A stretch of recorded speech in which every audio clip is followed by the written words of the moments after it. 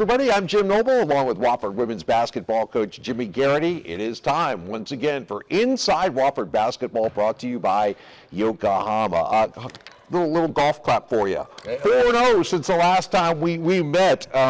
Perfect. 2 gritty road wins, 2 solid home games, great wins, great atmospheres, home crowd coming out there. You must be absolutely pleased as punch with the last 2 weeks. Well, just, give all the credit to the players and the assistant coaches. They've prepped well. They're in a great mindset. That first road test was at UNC Greensboro.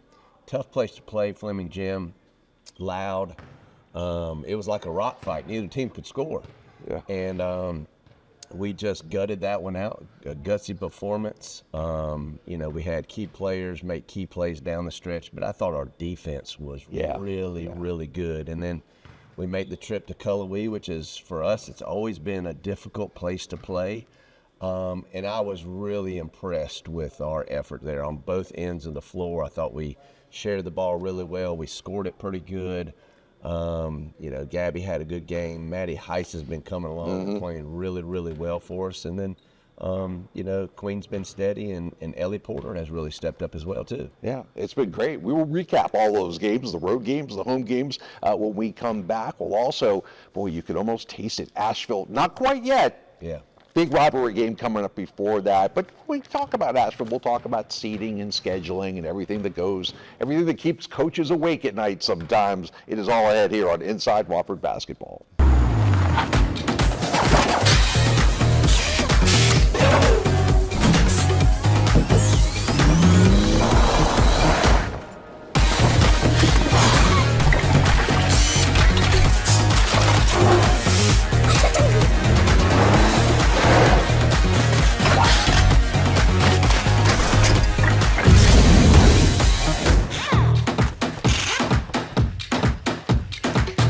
First, the road trip will begin with UNC Greensboro. You mentioned that little bandbox gym that you play in. It's a tough atmosphere, but despite their record this year, that's always a struggle. What was your main concern going into that game against the Spartans? Well, they're so good defensively, and they haven't had the year that they thought they were going to have. They've been bit by a couple of injuries. They're getting those players back.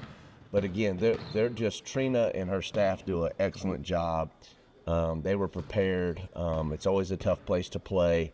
And it went back and forth a little bit. Then we spread the league out a little bit and got a comfortable lead and held on to it down the stretch. But again, just a gritty performance when we had a hard time scoring. And they had a hard time scoring. But I thought our defense was really good. And our tough time scoring probably needs to be given the credit to UNCG too.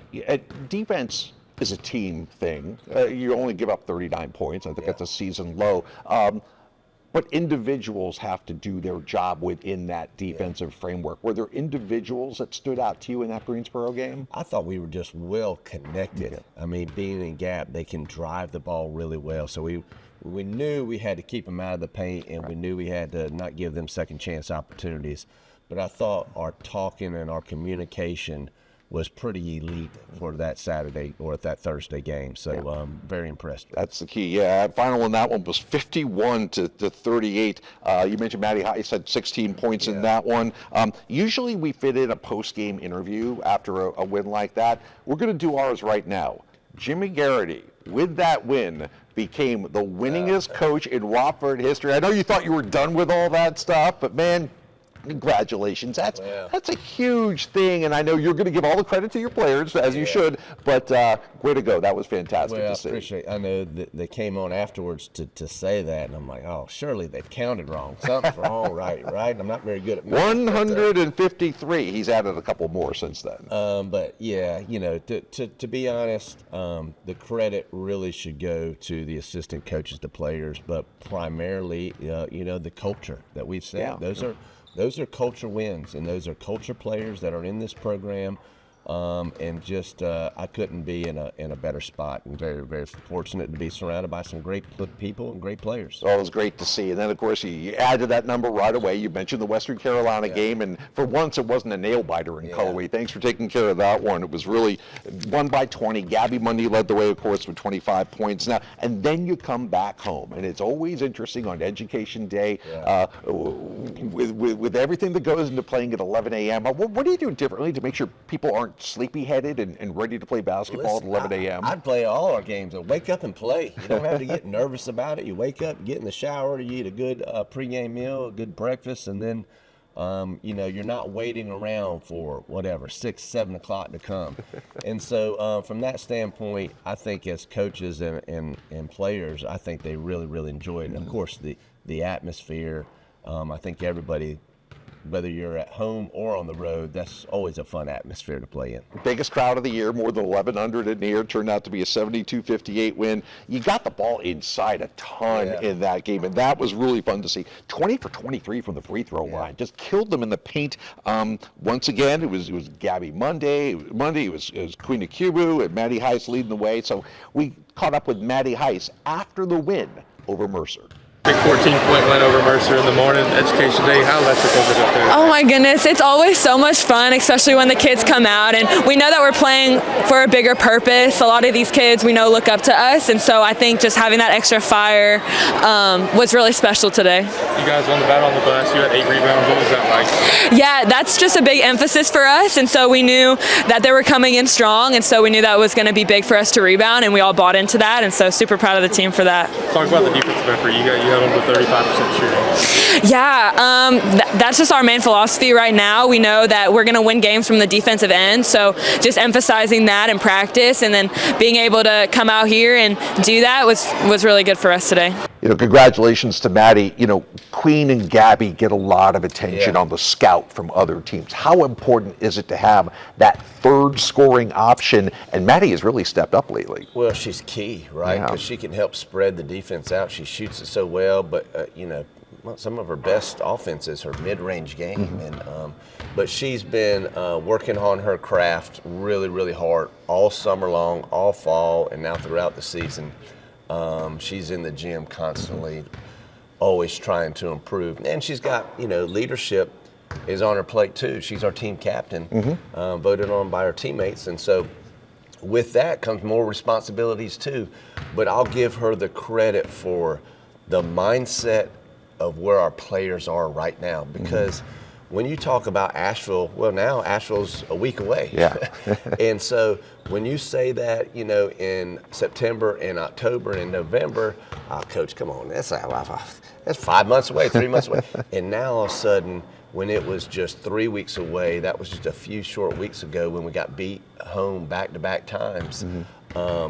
I credit her for bringing the players together to really have that mindset to let's invest in each other for these last 3-4 weeks, and let's see where that takes us. Because I do feel like we're a better team now than we were in January, but definitely in December. So I really like where we're at, and of course on the court, she's been playing really well, and we need her to score. I mean, that's part of her role is to shoot the ball and score it. So she's been stepping up here lately for sure. Very much so. And then you come back here for Senior Day. It's always a big deal. Mia Floor, you honored before the game. Well, what has Mia meant to this program in terms of her resilience and what she's had to go through to play basketball here? It's been unbelievable. She is a culture kid too, and she's given so much to this college and this program. And she's just a wonderful human being, unbelievable in the academic field. She's involved in other areas on campus. She's a leader for our team. She plays and practices hard every single time. You never have to worry about her going hard. Such a positive attitude. The younger players have learned from her, taken a great deal from her. So, she's just been great for our program, and I know her best years are really ahead of her, and she loves Wofford, and I know she's going to come back to homecoming and alumni weekend, and all that is really, really cool. You can feel that too, I think, when you talk to her as well. Only problem with that game was the fact that I think your halftime speeches have been better than your pregame speeches when we played later in the afternoon, because once again, a little bit of a slow start. Sanford leads into halftime, and bam, come right out of the locker room in the third quarter and take over. Well, I tell you what, Sanford's playing really well. Yeah. They're playing as good as any team in our league. Their height gives a lot of people problems. Yeah. You know, she had protected the rim. I think she had 3 or 4 blocks that day. But number 5 for them is playing as good as anybody. And they play really, really hard, and they can shoot it. I think the first half they were 6 for 11 from 3. They made 9 threes for the game, so we made some halftime adjustments the way we guarded their actions, and I thought that defensively made a huge difference for us. All right, so a 4-0 fortnight for the Wofford women's basketball Terriers. When we come back, last game of the regular season, it's a biggie. That's coming up next here on Inside Wofford Basketball, brought to you by Yokohama. It doesn't matter if you're 8 years old or 80 years old, your body is your strongest tool. Spartanburg Regional Sports Medicine Institute is here to push you to the next level. With 2 convenient locations, our doctors can diagnose, treat, and heal at our North Grove Medical Park and Star Center offices to get you back in the gym, in the game, and to the next level. We never quit because you never quit. For more information, call 560-BONE. Welcome back. All right, circle your calendar.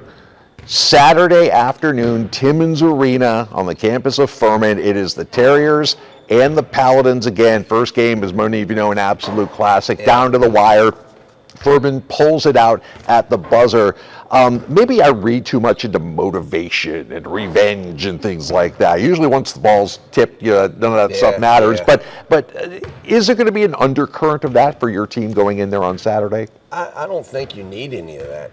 We're playing Furman. Yeah. So everybody's going to get up, whether we won here or lost here. That is no relevance for us whatsoever. They're a really good team. They're well coached. They present some problems from us. They got 2 of the, probably top 5 players in the league playing for them, and we're going to have to play better than we did at home to win on the road. That's going to be challenging, but I think our team is ready.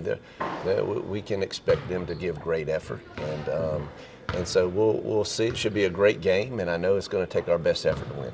Now, obviously, you alluded to the fact that Asheville is only a week or so away, or we're in the last week of the regular season, and we will be doing a preview show with the men's and women's teams before Asheville. But as you get into that last game, are you a standings checker? Are you a seedings checker? Do you look at what time the games are? I think right now, I don't know if we could be any worse than a 2 or a 3.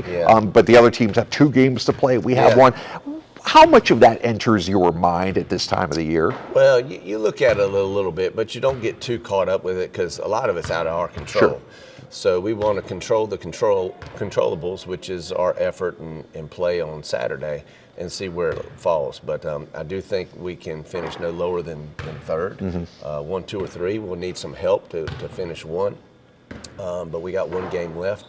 And so, the seeding part, it is, for us, in the women's side, you don't want to be 4-5. That's a tough one. We It's a were quick in there turnaround. last year, played the last game on Thursday, and then if you win, 11 o'clock on Friday. So that is a quick turnaround. But regardless, this time of year, just roll the balls out and let's play. That's a great note to end on right there. That's exactly what we'll do. Best of luck at Furman on Saturday, and we'll get together before the tournament. Okay, appreciate All right, appreciate our staff behind the camera as well. Special thanks to Yokohama for sponsoring all these editions of Inside Wofford Basketball with Jerry Garrity. I'm Jim Noble. We'll see you next time before the Southern Conference Tournament.